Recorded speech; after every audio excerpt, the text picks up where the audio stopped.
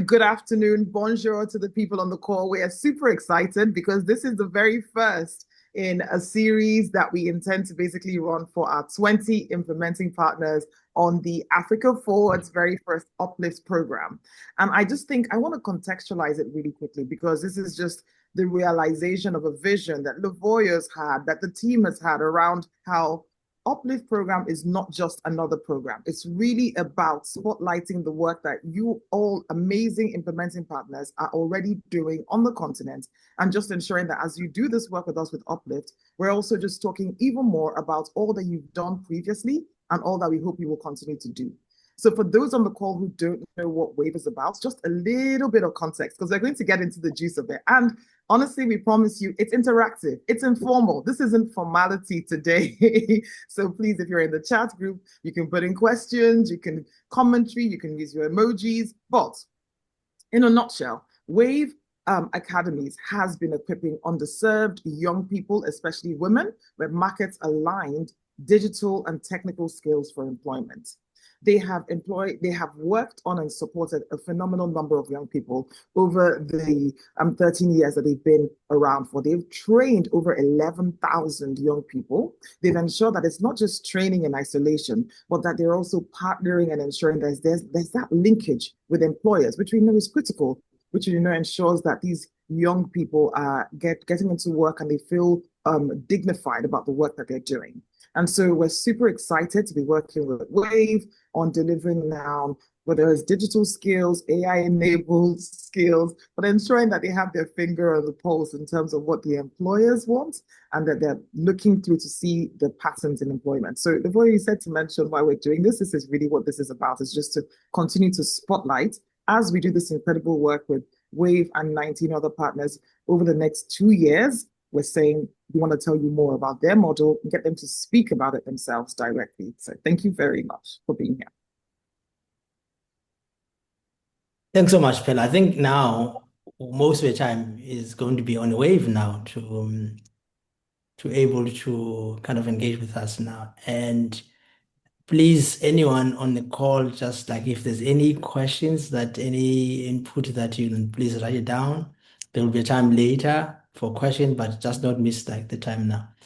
I think for me, since I think I've met 19 partners, it's the only partner that I never met, which is Wave. Yes. So it's a Oh, great opportunity just for me to understand the background. I mean, tell us, I mean, Upel talk about the years, how it comes about it. I mean, from the background, I mean, what was happening, who was like the founding, and then how the vision have come in, and what was happening that moment. I mean, take it out back 20, wait, yeah, the sis. I think history. that's like, yeah, just like give us the context. I mean, also give about also about you. I mean, to kind of understanding, because I think mostly sometimes we kind of like look at big things, but don't understand that all these organizations have been run by people and the individuals are kind of like putting their heart and the sweat on this organization. So I'm kind of keen so we can connect with you before we go to the organization. Absolutely. So as I've been saying this year, Wave clocks 13 this year. I like to say like we're teenagers now. So 13 years ago, Wave was founded by three young people, um, Mr. Rewani, Karen Chopra, and Brian Mazeway. They were young people doing their at Harvard, and they looked at, okay, there's a problem that Nigeria has an unemployment problem. Like, what can we do? And so they came up with this model to test it. Because like we say, Wave is a learning organization, and so they came up with a model to test solving unemployment. And so our model is to screen, train, match, support. So the theory of change is basically if we have young people who are adequately trained and work with employers, to help with building the curriculum and match them to those jobs, then you're fixing like that unemployment problem. And so that's what we've been doing for the last 13 years, trying to solve that gap or close that gap with the young people, with the employers. And even as things are changing, it's still asking ourselves, what is it that employers are looking for? What is it that young people are looking at? So when COVID came again, we iterated, what is it that employers are looking for? What is it that young people are looking for? And then we people, but at the core of it is, you know, trying to move people from a place of not having to having, a place of being like in to a dignifiable place, basically. That's how I like to put it. Because when you're unemployed, it affects so many spheres of your life, and it's just really making people believe that they can be anything that they imagine. The world is their oyster, and giving them that opportunity. Because the problem at the end of the day is lack of access to this opportunity. So we're a bridge connecting these young people to this opportunity, and then also solving employers' problem as well, because employers need talent. And to me, I have been with Wave now for 3 years. I joined Wave as head of programs, and my responsibility was developing programs that would be beneficial to the young people, because they are our core. And I have grown within the organization, and I currently now lead the organization. And we're really happy to be 13 this year, because one, it means that we've done so much, and we're looking forward to doing a lot more. We have this goal and ambition of reaching 250,000 young people by 2028. We're currently around the 100,000 mark, and excited to also enter new geographies and meet young people and serve more young people. But that's Wave in a nutshell. We're just in the business of connecting young people to opportunities. Okay, yeah, just a quick one to follow up with that. It's great, kind of like give us context where it comes. I mean, you've been 3 years, 13 years of organization. For you, tell us about you. I mean, how were you and how you have joined the organization Yes. now? Because the organization is sitting at 100,000 impact, is looking at 250,000, and you only have almost 3 years to achieve that, which is my so I'm keen to understand from you, because the scale that you want to kind of scale it, you kind of double the numbers within short time, because you've got a model, and that is possible that we can do that now. But yeah, tell about yourself so that we can connect these two things. You and how you've connected I'll and Wave, right? Yeah. So my journey to Wave out, like I always say, started in 2020. So growing up, I saw what being idle, like what it does to young people. So I grew up in a place in Lagos called My 12, and those in Lagos, Nigeria, will know that place. It sort of sits in between like rural and urban. And but the unique thing about it, which wasn't very positive, was there used to be clashes a lot, quite a bit, tribal clashes. And the people who were at the forefront of it were young people. So after the clashes, the next day you're seeing scores of dead people on the road. And this would happen periodically. And I was growing up, I was seeing that as well. And then, and that helped me, that shaped what I ended up studying. So my background is in sociology and criminology, because I wanted to understand what makes people go into crime. Why are they doing this? But I also saw that they're doing this because they don't have anything they're doing. An idle mind is a devil's workshop. So if they're busy, if they're doing something that is productive, they would not be available actors for people to use for this sort of clashes. And so there began my drive and my passion for economic development and young people, and wanting them to be in places where they can be in dignified labor and doing something that will be productive to the society and to themselves. And that's how I came across Wave. And okay, Wave is actually at the center point of what I'm passionate about young people and making them useful people first to themselves before the society. So for me and Wave, Wave also gives me the opportunity to serve as well and move people, reduce the negative impact on society, reduce crime, people feel better, the society, the family improves. And so that is my connection to Wave, and why I'm very passionate about the work that we do at Wave, because it's more than the number. We say we have trained over 11,000 people. That number is huge, but that's 11,000 different human beings. And if you multiply it by an average of 4 people in a family, you see that transformation or that impact that it has on a macro level, a micro and macro level.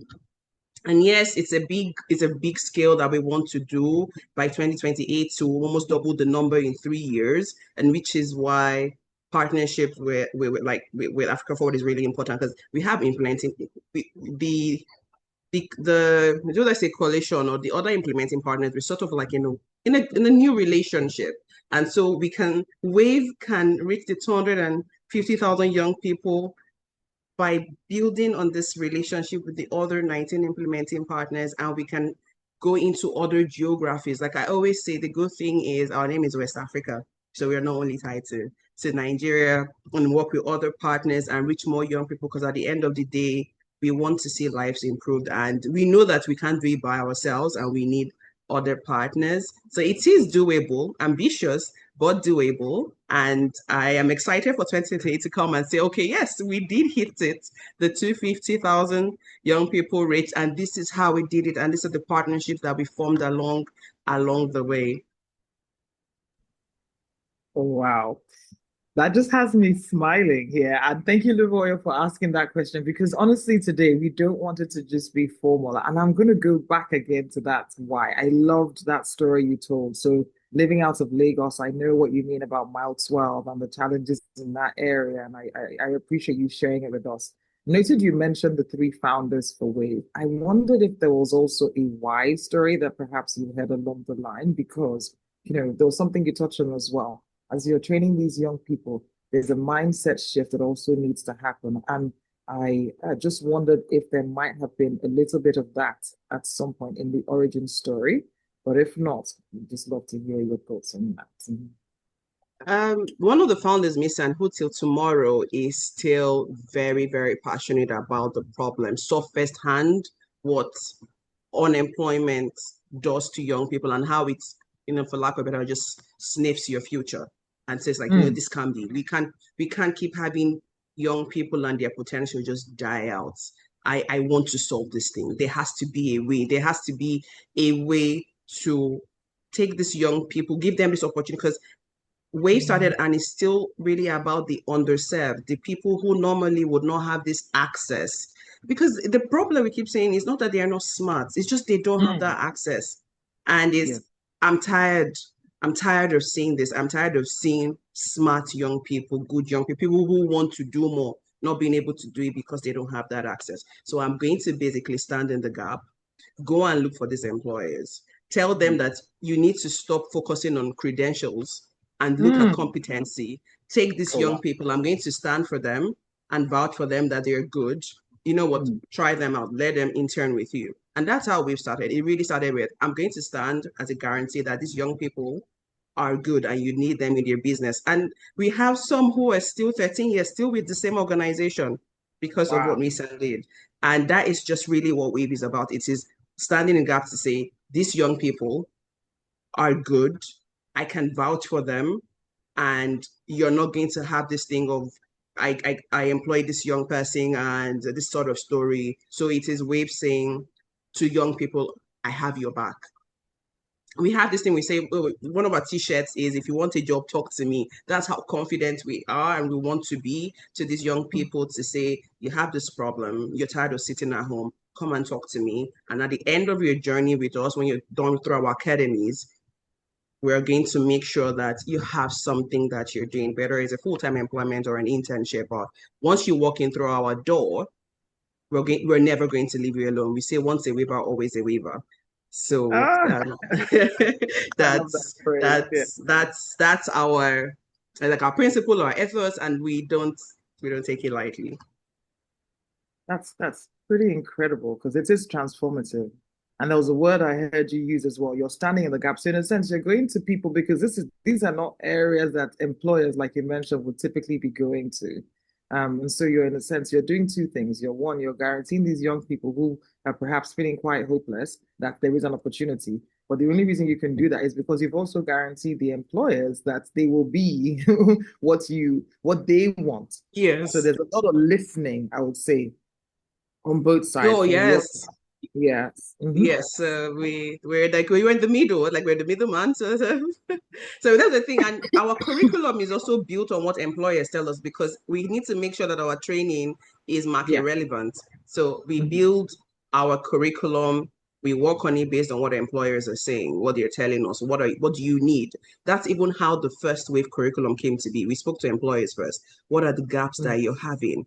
What is it that you'd like to see in your employees? And that's how we built our curriculum. So till tomorrow, we would always speak to employers first to say, well, what are you seeing? What are the challenges? What do we need to add? What do we need to subtract? Is this still relevant? So that when these young people come out from our academies, they are market ready. And the employer has little to nothing to do in terms of having to do that. It's like we're taking that off you. They're ready to go. Once you employ them, they're good to go. That's really great.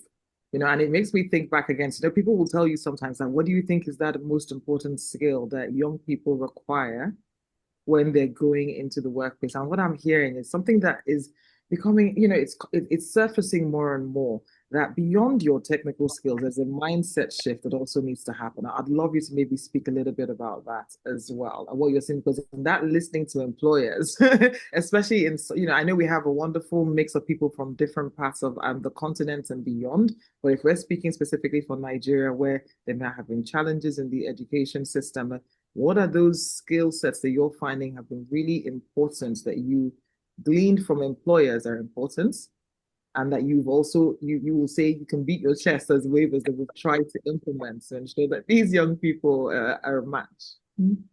I think is it 2 words: soft skills. So that's what I was hoping for. That's what I was hoping for. Please go ahead. It's what keeps you on the job. No matter how technically good you are, employers are looking for people who have good soft skills. And when I say soft skills, I'm talking about being able to communicate. It's, people take that for granted. Customer service, it's make a break for a business.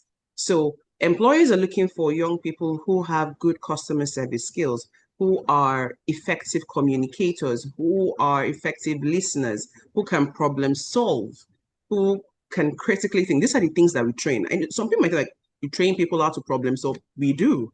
We train people how to critically think, because it's so important. And even down to the basic, we train these young people on how to groom themselves, how to present themselves, because the first thing is somebody's seeing is how you're presenting yourself, how you're talking. So we take our academy, when you walk in like you're going to a job, down to how you're dressed. If you're not appropriately dressed, to kick you out of the academy, like go back, because you can't go to work like that. Employers are looking for young people with almost impeccable soft skills, because they will say at the end of the day, I can teach you how the peculiarities of my business. But if you do not have those soft skills, there is nothing the employer can do. If the employer won't even like you. So our training is now split into, we have the soft skills. We say soft skills are bread and butter. When we started, it was just only soft skills. And now we've started adding technical skills to it. But the soft skills is something that we would always, because even some employers don't even know that is what they're looking for until they take our trainees and they're like, okay. So I know we've had employers say, I think I'd like you to come in and do training for the rest of our staff, because we can see a difference with your alumni. There's a clear difference in how they approach problems, how they interact with their teammates, because we teach those things, how to navigate, sort of say like office politics and all that, because it's so important in this in the workplace. So we take the workplace seriously. In essence, when we say getting them work ready, it's beyond the technical. So we really want to get them work ready so that they don't feel lost when they start working, because we're talking to people or we're training people who haven't necessarily had like a proper job before, or a corporate job before, or in that work setting. So, and we know that work has its own set of rules and dynamics. So we take these young people that, but employers are really looking for people who have good customer service skills, who are amiable, who take feedback, who are not rude, because an employer wants to know at the end of the day that my business is in safe hands, and I can, if any customer calls or walks in, I don't have to do damage control. In some of our classes and customer service classes, and we run simulations on how you would, different types of customers, how you would attend to an irate customer, how you would attend to an angry customer, how you'd attend to a polite customer. We run the simulations so that these young people sort of have an idea on what to do should they come across it in real life. Amazing. I mean, we call soft skills the power skills now. Ah, Because that's the skill I needed now, especially with the AI now. Because that's the skill that most schools they're not able to teach. That's how you get it. I mean, get it as a way that you can able to be agile. I mean, being able to kind of exist in this uncertain space where we're living in now. So those are skills that will keep you, which is quite important. So my kind of question, I mean, with the program is more how the success rate. I mean, if you've got 1,000 that we are training, yeah. how many how many that they're able to go and find employment, and how many that maybe they study further or start their business or they do leadership or they also have been employment. So how it look like the Mm, pipelines that you're able to do, yeah. okay, so I think I would use this year, like where we are this year. So this year we have successfully placed, and by placed I mean we matched them to jobs. 56% of the people that we have trained. We don't have anyone who has gone back to school. And our employment rates is currently sitting like around like 70%. Then we have about the remaining percentage are now entrepreneurs. So we have two pathways. We have people who say, wait, I don't want to be an employee.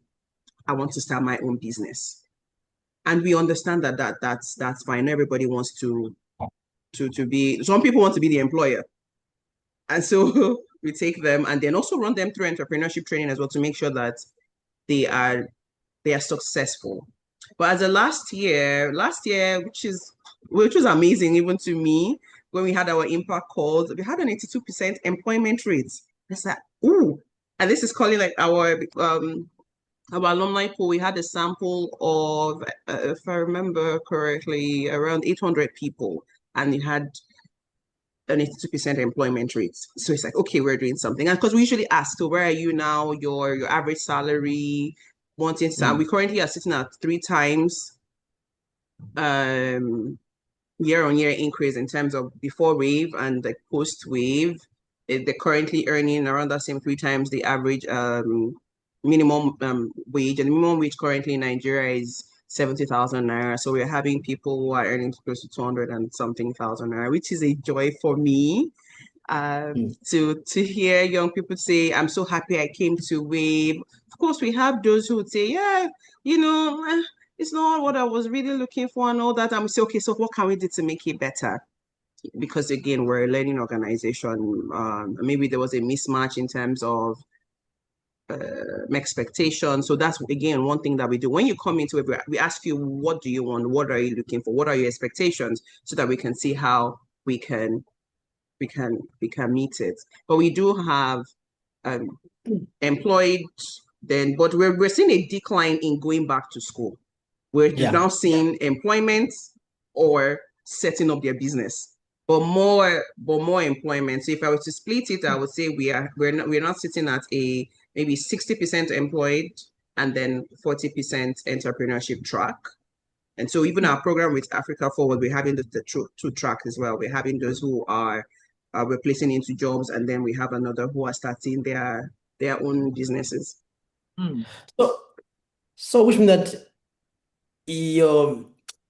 because the success of 60% is a huge, especially in the continent where the unemployment becomes problems. So you are doing something right, that you are solving this problem in a way. So what's the problem? Is it funding? because the pipeline is there. I mean, there's many young people who come to the program and work with you. I mean, you solving the problem of the employees. Like, they come to you and say that, can you solve my problem because I need this kind of limit, and you respond with that. So what do you talk about the 250 that you're talking about? So I'm kind of going to the bigger picture. Yes. You can able to achieve it. So what's the challenge? We're pushing out, Nigeria is pushing out so much young people than the available jobs.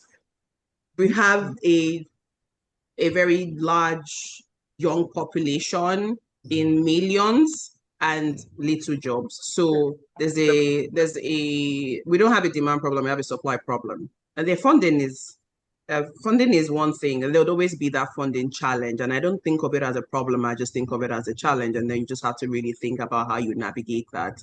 But the bigger challenge is in the creation of jobs, which is why we work with government, where we have multiple stakeholders to talk about job creation, because you truly cannot solve the problem of unemployment without talking about job creation. And the private sector actors or not-for-profit sector actors are not equipped enough to solve that large problem. And that is where government comes in to say, there is a huge problem here. What can we do? What are the policies that we need to implement in place to make sure that we are creating more jobs? What are the industries that we need to revive? What are the industries that are there that needs more funding to expatiate so that it can accommodate these young people who are coming out? Because WAVE is serving all. You have those who are not going to university who need this job. That's why I'm also big on TVETs personally, in how can we improve the TVETs industry in Nigeria such that it's also dignifiable to say, hey, hi, I'm a carpenter, and nobody's like, okay, or hi, I'm a solar installer, and it's like, oh, fantastic, great. And it's a viable career path. And that's where government comes in to make sure that TVET is a viable career path. It would also put less pressure on the university system, because everybody is moving to going to university, even those who don't have a passion for it, because that is where you can earn a substantive living. So WAVE is always trying to sit at tables with government to say, what can we do? What's the roadmap that we can do to create more jobs, to inject more funding into TVET industry, so that I'm pretty today, and if you probably check how many young people have entered the job market or the labor market, is probably in millions. So we would always have young people coming into WAVE. And so we have that challenge as well, to keep on talking to employers, trying to see even how we can help them scale so that they can absorb these young people, and also government to say, this policy that you said you have, can we start to implement it here?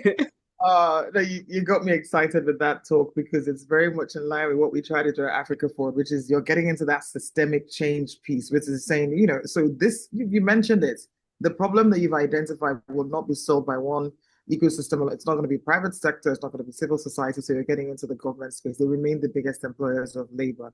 You want that systemic change, right? So that the impact is greater. So even beyond WAVE benefiting from whatever it is you're suggesting to government, other organizations can key into it. So let me just take you a step back, because Lavoya mentioned this. It says this, so it's not, you mentioned, it isn't you don't have a demand problem, that there's a supply issue, and we have way more. So what is it that you would say to somebody who's getting into this space that WAVE has done differently? And it might be how you've learned from experience, right? What is it that you're doing differently in terms of your engagement with the private sector, your engagement with government, and that you would, so you're giving advice as your teenage years are approaching. If you're going to come into it fresh, what would you say you've done differently that you think is worthy of emulation in that interaction? Because your success rates are pretty impressive. If I had to give advice, I think I'd always say, like, make sure government knows you, because yes, it sounds basic, but it's critical, right? So it's always showing up. Making like government knows you. Yeah, especially the local governments, because you're serving a community, and whether or not you like it in Africa, anything that government says, I know, young people say, okay, this is legitimate. I'm not going to be scammed. They're really here to help me. So you maybe in the beginning don't focus on the state or the federal, but make sure that the local government, whatever it's called in your country, they know you. because that is one of the ways that you will gain the trust of the young people. And then when you go down again to the communities know you, the community leaders know you, so that you sort of start building that relationship building with the community leaders, and then you get these young people to trust you. And you now sit and ask, okay, you say unemployment is really big. So what part of unemployment do you want to do? Do you just want to focus on just the training part? Because in this aspect, I think Wave seems to be the one that's doing it. We're doing the training and the placing. Some just focus on, I'm just going to train. Some are just focused on, I'm just going to get you into job. So you ask, what do you have the bandwidth for? What is it that you have the capacity for? So if it's in just the training, then you focus on the training. What type of training do I want to do that would be impactful? So you have to look at the community that you want to serve and see this. So another easy way can be, or if a community is known for fishing, for example, I'm like, okay, I can do a training that would how to use technology to increase your yield or something. That's like the first way. You have to do something that the community will be very receptive of. When Wave started, we were called hospitality. And at the time, hospitality was the thing. Everybody wanted to work in hospitality. Mm-hmm. So we got the buy-in of the community, of these young people, because they were also excited about wanting to work in hospitality. And that's what even till tomorrow we're known for. Even now we're saying, like, we do more than hospitality though. And then we now have sort of like the buy-in of the community, the trust of the community, because they know that, okay, if we say we're going to do something, we will do it. We might have challenge. And again, another important thing is being transparent with what you can do. Otherwise, it's going to come back and bite you.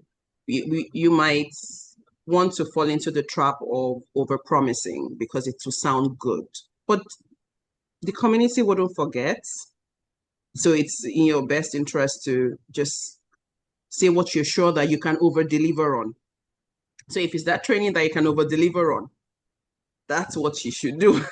And make sure that you're setting them up for success if it's just training that you're doing. So if it's only training, then make sure that at the end of the training, they have like a startup kit. You have to leave an impact, because the truth is, if you're just doing training alone, people will forget if they cannot make use of that training. So are you giving them something startup kit? There needs to be something that beyond the training, they can continue to do or use. Otherwise, it's just going to be forgotten and they just go back. And we tend to see that a lot, where people come train and after you're like, but you've been doing the same training over and over again. So if it's only training you want to do, that's fine. It might not be helpful for you to partner with another organization so that you can really begin to see the true impact of the work. So which comes back to like partnership is still very important, because nobody can do it all. I think that would be my advice, really, if anybody wants to enter into this space. Yeah. I absolutely love it, So you've got that. I love that, particularly the transparency and the accountability, because, sometimes people feel that they have to just present all gleamy and shiny all the time. There's nothing more wonderful than under-promising and over-delivering. And so that's really good.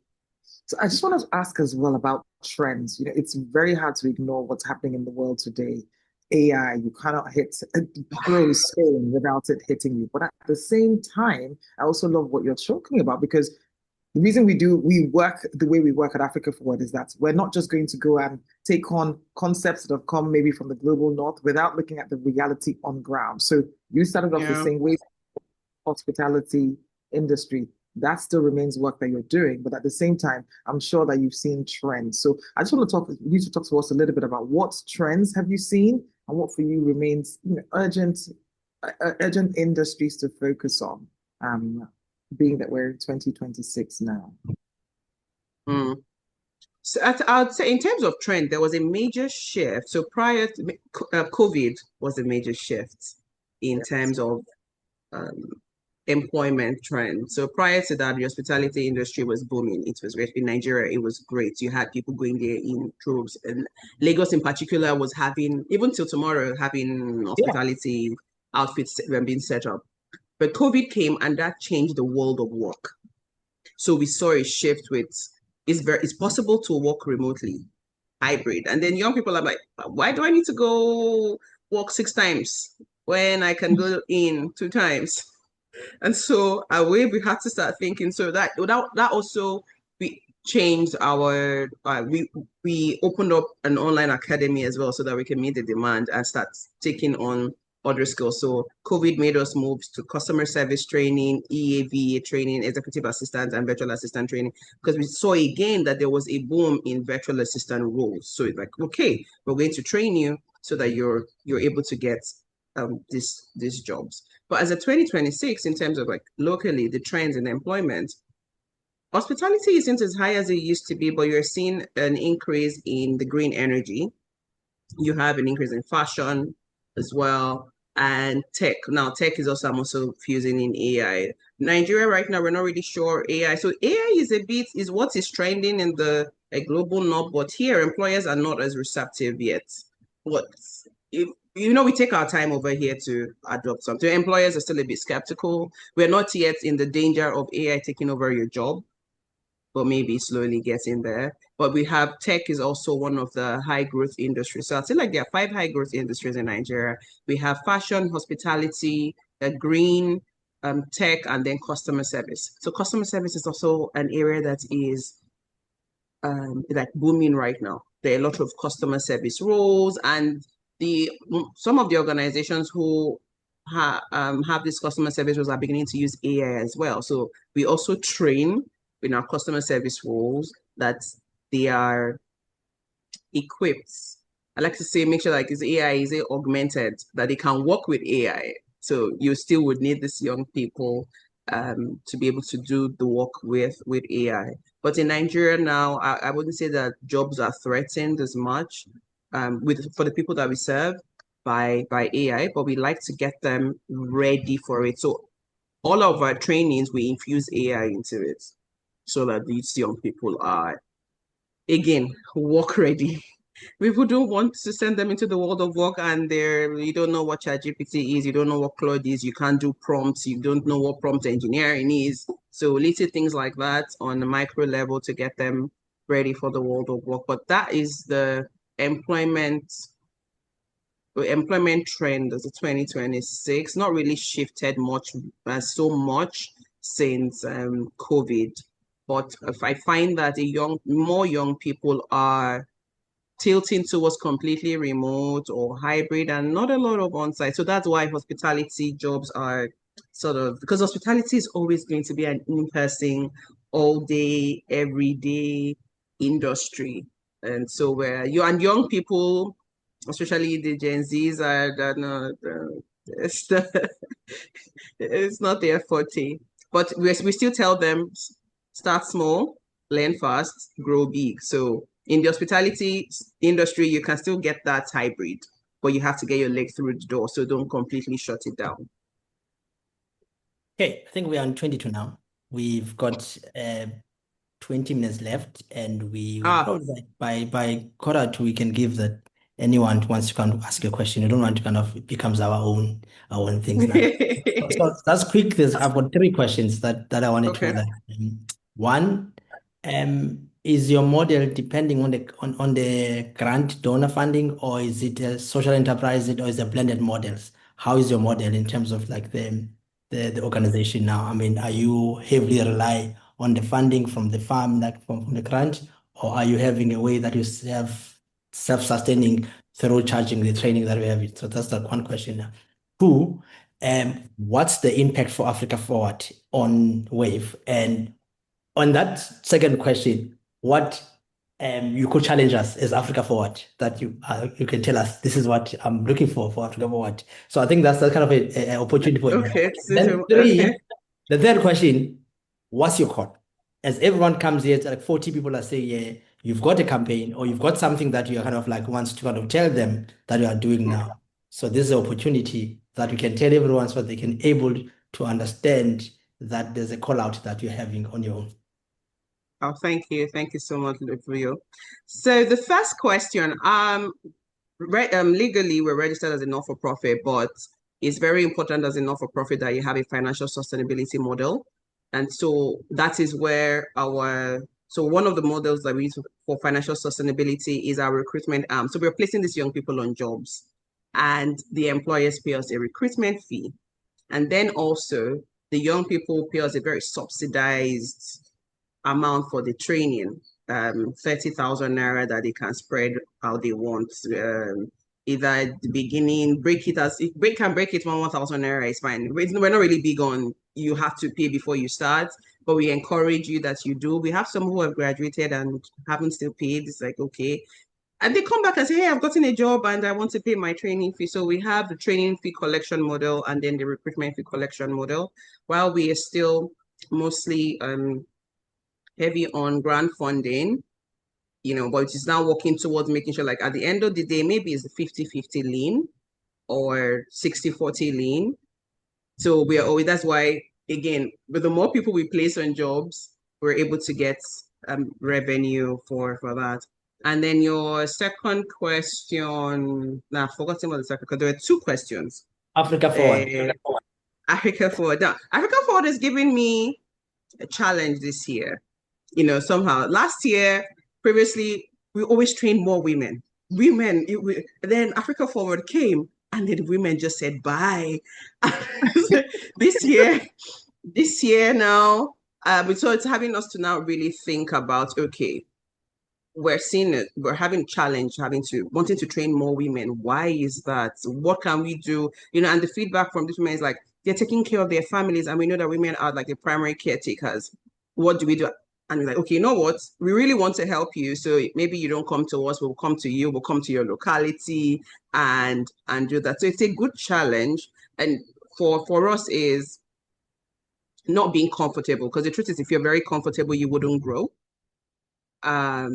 So having that sort of request from Africa Forward, you have to, over 70% women. And at the beginning, I remember when Pearl was talking, I was like, oh, that's easy. Maybe I shouldn't have said that.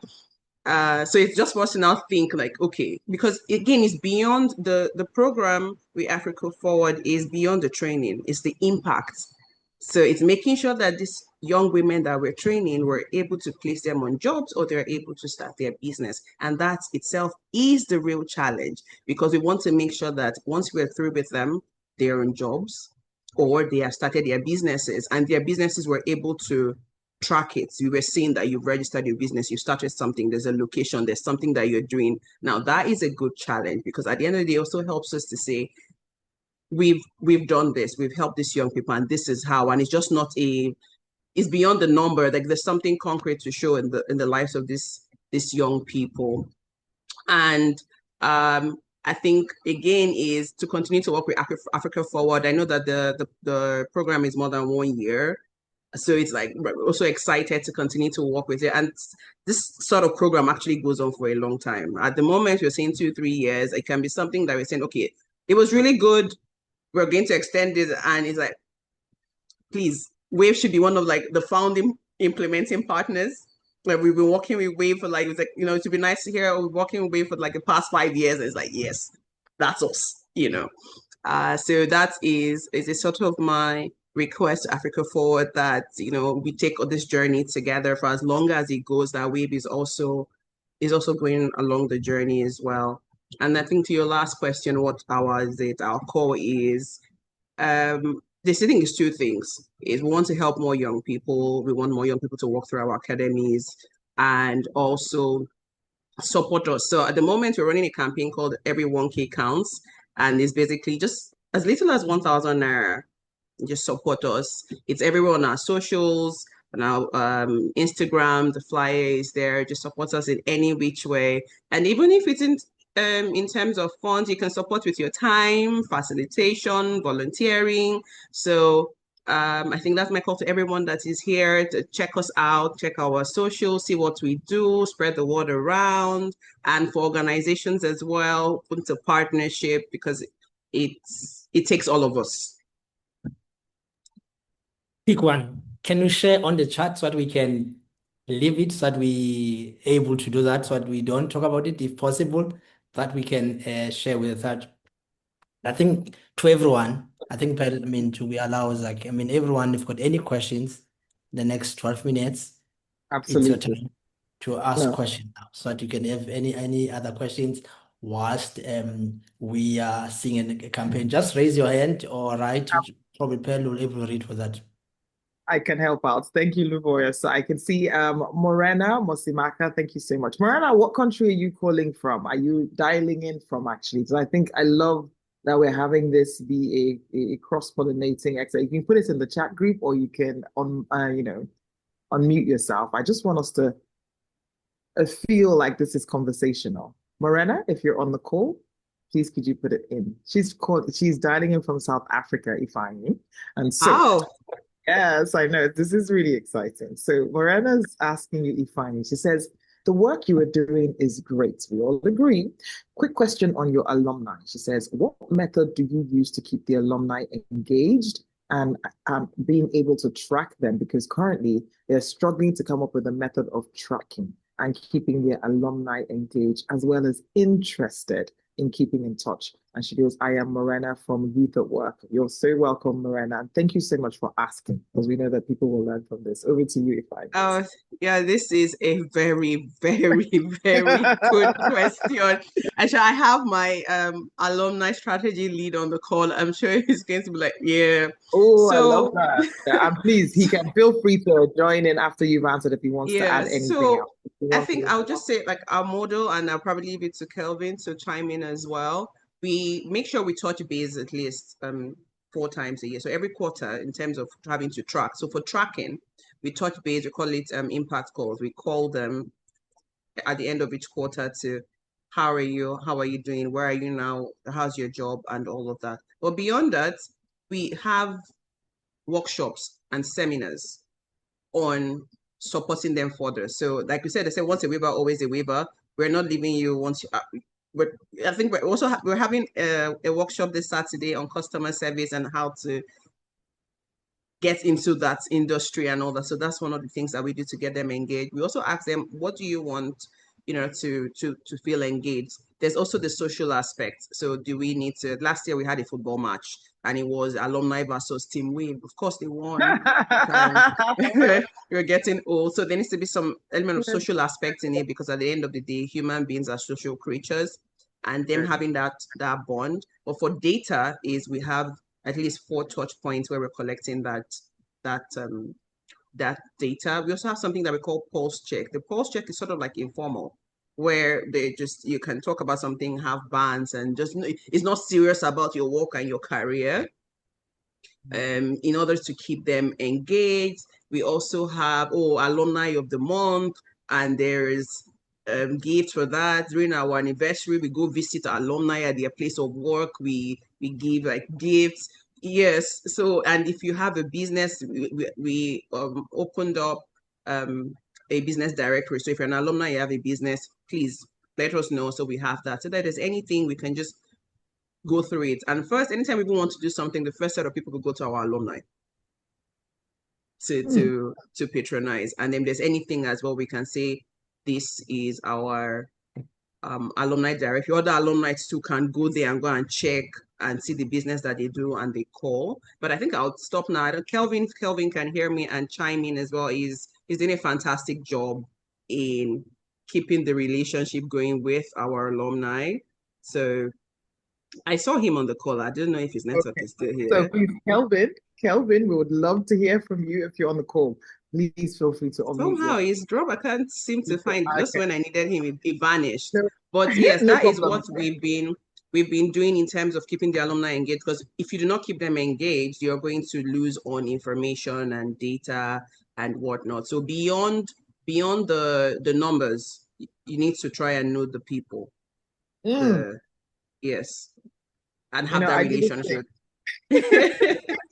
It's really if I was important there that physically. you Yes. know the people on a name-to-name basis, and so that social aspect. Once you have that social aspect down, they would be a lot more comfortable in terms of being engaged or reaching out when you want to do the impact data collection. Absolutely. I love the way you broke that down because all that kept coming to my mind when you said that was the intentionality around it. The fact that you have a team, people dedicated to this. And Morena, please feel free. If you have any follow-ons after that, please feel free to drop it because that's what this is all about, right? We're learning from each other, so we don't invent. But you see, you've first of all, even in the name, once a waiver, always a waiver, the intentionality behind that. So people know that, look, this is something that becomes a lifelong membership. It's a way for you to also give back to people who are coming into it. I love the humanized. When you said things like going to people's workplaces, beautiful. Again, a sense of pride, like a member of a family. When you talked about, so for example, ensuring that there's continuous development. That's value that you're also showing them. So it's not just on their side giving you data, which is very helpful for you, but it's also helpful for them to keep in touch. So there's some really powerful powerful tips that you've given to anybody who's on the school and looking to keep the alumni going. Maybe because of like we allowing everyone to kind of question, they're not able to give questions. Okay, we could finish it up the few minutes. I mean, we never raised. I mean, we never talk about so much about the pathway on the entrepreneurship side. And you share about 40% that they pursue entrepreneurs, so they start their own businesses. Have you seen absorption or some of these students being able to be employed by former Wave student where they run their business? Are you able to see that? Because there's a belief, I mean, we as Africa Forward, we believe that the social entrepreneurs are going to create more jobs. That's why we do this work. And this is what we kind of like want to kind of interested. Are you seeing that impact or are you still seeing they're still in the small scale, which is they're still surviving now? So on the job, I mean, are you seeing that opportunities where your alumni they're able to employ it and to then employ? We have some who are now employers who employ, but it's not at a large scale yet. I think my alumni lead was just sharing with me one of our solar trainees now has a business, and I think takes on other alumni when they have jobs. And so again, it's all in the keeping it in the family because I trust you.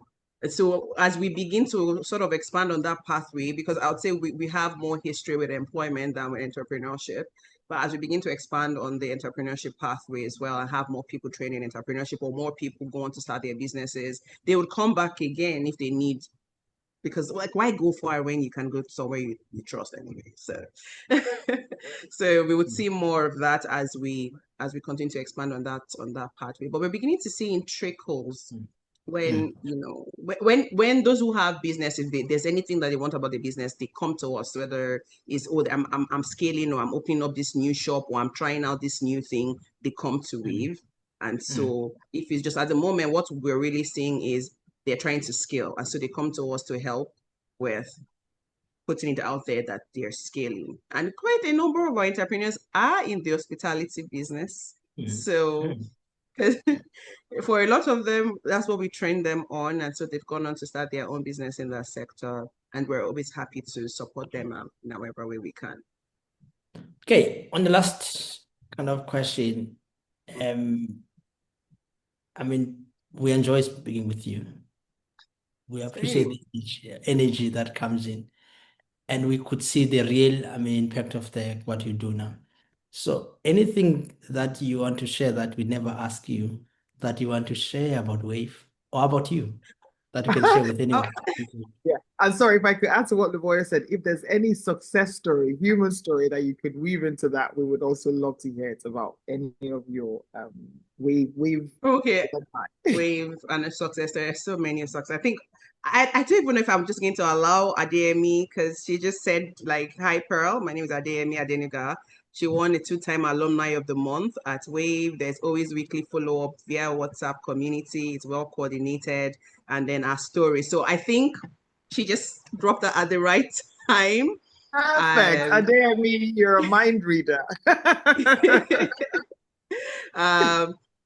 She shares that story. So we do have so we have an actual, yes.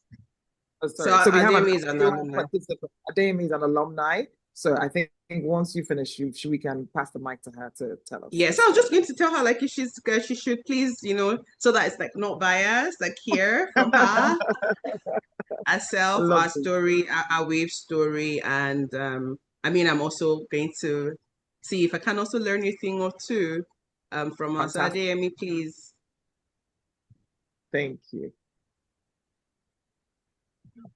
So Adeyemi, please unmute yourself and go ahead. And if you could please get the team, add her to this quadrant, to the quadrant.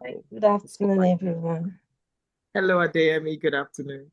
Good afternoon. My name is Adeyemi, and I want to sincerely appreciate WAVE for this opportunity.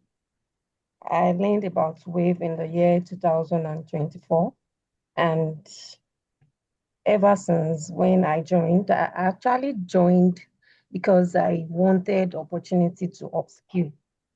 All right, I've been a data analyst for the past 7 years.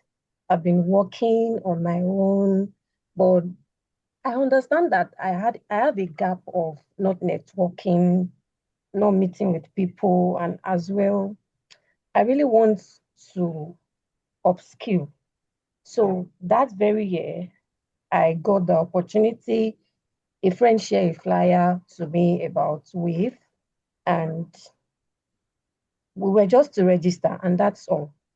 Although there were processes whereby they had to scrutinize us, like ask us questions. Why are you coming into the academy? What is your goals? What are your aspirations? Okay, why are you going into to learn these skills? So they asked us questions, and at the same time, they also asked us questions about our location. Is your location very closer to the place of where they will be actually carrying out the activity, the training? So they asked us a whole lot of questions. For me, my location was very far, but because I actually determined that I really want to participate and I really want to engage, like get to meet with people. So I I went on to, take that pain to for my growth. Actually, I was committed all through the training, and I can say that for WAVE, they have a very strong alumni community. They always check on us. For everyone, I remember that during my set then, for everyone that did not participate in soft skills, you will not be given the certificates. You will not be allowed to even graduate. So they took it so to the point that you just have to be intentional about your learning. You don't just come here to learn. You don't come here to just while away time. You just have to understand the purpose of your learning. And sincerely, it taught me a sense of accountability. It taught me connections. It taught me continuous learning during this period. And afterwards, I was able to build up a positive mindset. And over time, not that WAVE taught me what to do, all right? That is, maybe they had to sit me down and say, Adeyemi, go and do this, go and do this, go and do that. But because of the training and the learning that I went through, the communication skills, the confidence, and the mindsets I was able to bring up from the training, I went on to, do a whole lot of things for myself. I remember that last year, it was around October. Okay. I think I was Adeyemi, okay. we have to kind of, I understand the impact, understand in terms of the story, how Yeah, it's like, yeah. I mean, we appreciate it. I mean, this is what the yeah. real impact we want to hear from you. I think for Wave to bring and be part of this call, we really appreciate. I think that speaks a volume in terms of like the work that the Wave Thank you we so are much. doing. So thank you for joining and thank you for the call. And I just like to, I mean, Ikeni just comes in now because of the time. We want to make sure that we are on time to say thank you for everyone for the call. And I really kind of like appreciate as in the beginning, enjoyed. It was a fun. And as Africa Forward, we really appreciating to partner with you on this journey of creating employment for the youth now. So you will continue, behind you, will continue be proud of the work that's been done by the Wave. And yeah, for Africa Forward team from UPEL, this is the beginning of monthly session that we're going to have it with different partners that are coming in now. But we've seen that if I and with Abdullah and everyone that comes in and join the call, just to say thank you. We really appreciate your time. Thank you. Thank you so much, Livuyo. Thank you, Pearl. It was an amazing time. I had a good time having this conversation with you and everyone. Thank you. Fantastic. Okay. Thank you Okay. so Bye, much, everyone. Banya, and to the entire team, Abdul. Bye. Thank you to Wave, and thank you to the participants, those joining. Bye-bye. All right, thank you.